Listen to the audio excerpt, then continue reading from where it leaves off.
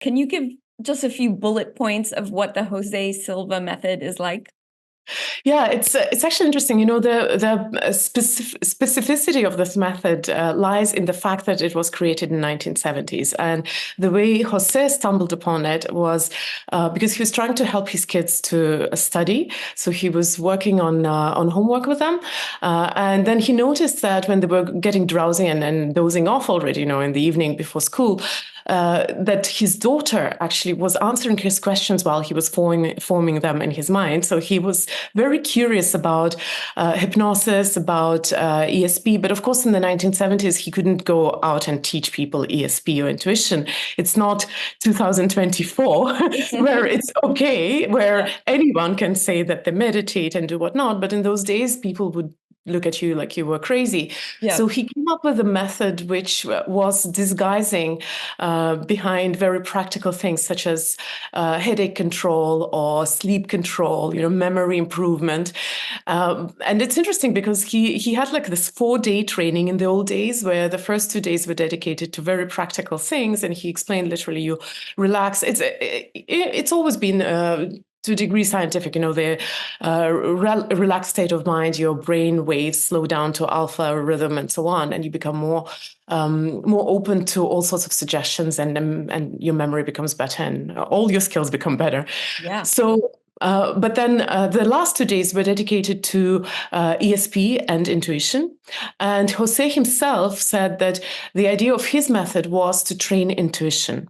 And that was always the end goal, and everything else was just to lure people into it. Yeah.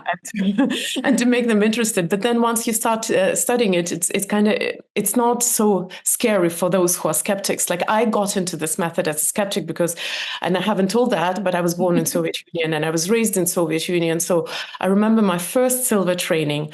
So I'll tell you it as a story. I just got married to Vishen, 2003. I lived in Estonia, post-Soviet country. So we moved to New York, and the first weekend he says, I have a training to conduct. Do you want to come with me? Or will you just hang out by yourself your first weekend as a wife? I'm like, of course I'll come with you. And then I come to this training, and then he starts teaching intuition. And I'm very skeptical, you know, I'm from Soviet Union. I'm like, what is going on? Why didn't you tell me that before we got married? Like, what are you teaching? I remember my first... Oh, you didn't even know? No, I remember my first exercise it wasn't telepathy, but it was, you know, when you try to read the object, and I just couldn't concentrate. I was laughing and giggling, and I thought that the world has gone mad. Yeah. But for example, so what she's saying is you actually like take a rock or some object and you have to transport yourself inside of it, right? Yeah. And tell what you can see about it. Yeah. So I thought that the world has gone bad, crazy, and my now husband is a little strange. But the next day, I actually had a very spooky experience of figuring out something very specific about a person that I've never known or never met, and I didn't know that person existed. So it's this first experience when you realize that something is beyond what physics can explain, which raises the little hair on the back of your spine, that makes a huge difference. And since then, I stopped being so skeptical. I'm still very skeptical and very scientific and academic, but especially compared to the rest of Mind Valley family.